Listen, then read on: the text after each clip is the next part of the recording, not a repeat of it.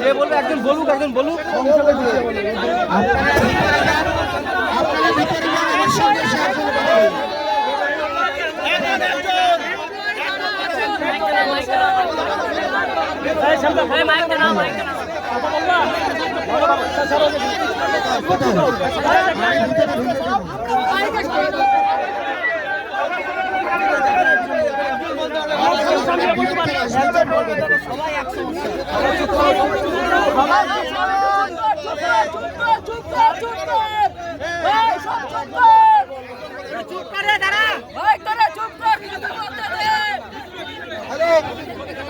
সবাই কি আমার কথা শুনতে পাচ্ছ?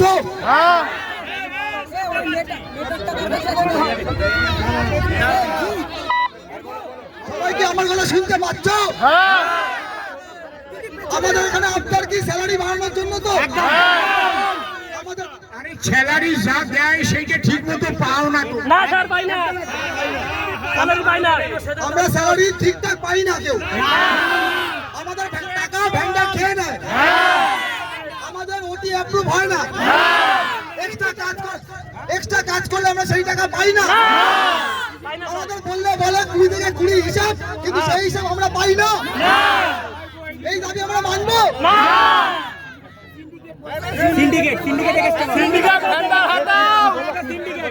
সবাই চুপ করে, সবাই চুপ করে বলতে দাও। আমাদের বর্তমান দাবি কিসের জন্য? 3টে কারণ। আমাদের বর্তমান দাবি 3টে কারণ। সবাই চুপ করুন। স্যালারি বাড়াতে হবে। সবাই চুপ করে আমাকে বলতে দাও। আমাদের বর্তমান দাবি 3টে কারণ আছে। 1, 18,000 টাকা স্যালারি চাই। 1 থেকে 1 পেমেন্ট চাই। কোন ম্যান পাওয়ারকে বিহার করা যাবে না। তারপরে আমাদের সাথে যা যা খারাপ ব্যবহার করে তারা বললে তারা বিশ্বাস করবে না। এসি চলে না, কাজ না করলে আইপিপি না দিলে বাড়ি যেতে দেয় না। কিছু কিছু লেডি ম্যান পাওয়ারকে বলে তোমরা গাড়ি করে চলে যাও, লরি করে চলে যাও, লরি করে। এটা কি মানবো? আমরা সিন্ডিকেট চাই।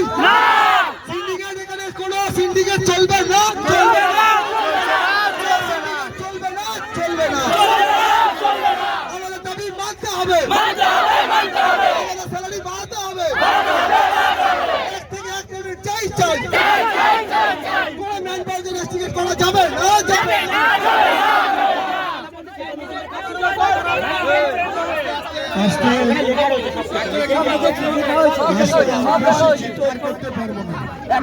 আমার কথাগুলো শোনেন। আমি 5 বছর এখানকার এমএলএ ছিলাম তো। হ্যাঁ, আমি 5 বছর এমএলএ ছিলাম। আমাকে কোনোদিন কিন্তু 1 পয়সা মূল্য এরা দেয়নি। আমি শুধু এখানে দেখি না কি কি করে। এবার আমরা বাংলার ক্ষমতায় আসার পরে আপনাদের যাতে সঠিক বেতন পান এবং আপনাদের উপর যাতে কোনো টর্চারিং না হয়, মায়েদের উপরে অনেক বাজে ব্যবহার হয়, এগুলো আমার কানে এসেছে। অনেক মায়েদের উপর অনেক বাজে ব্যবহার হয়। যা যা আপনাদের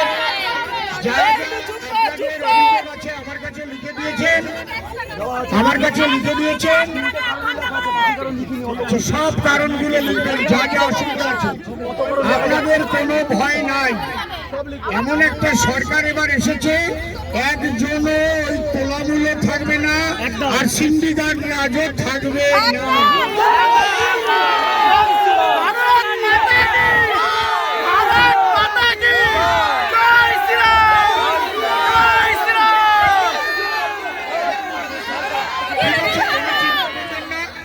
আমি যদি এই জায়গায় ঘোষণা দিতাম তাহলে হতো কি? টাকার অফার দিয়েছে, আমি ওটাকে থুথু দিয়ে ফেলে দিয়েছি। আমি আপনাদের মানুষ, আমি আপনাদের মানুষ, ঠিক আছে?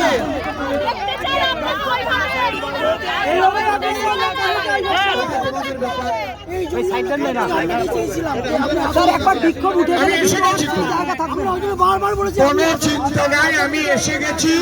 তোমাদের সঙ্গে মুখ্যমন্ত্রী আছে, নিশ্চিন্ত থাকো তোমরা।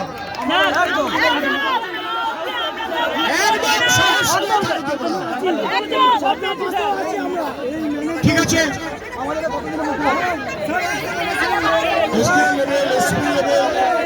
সমস্ত উচ্চ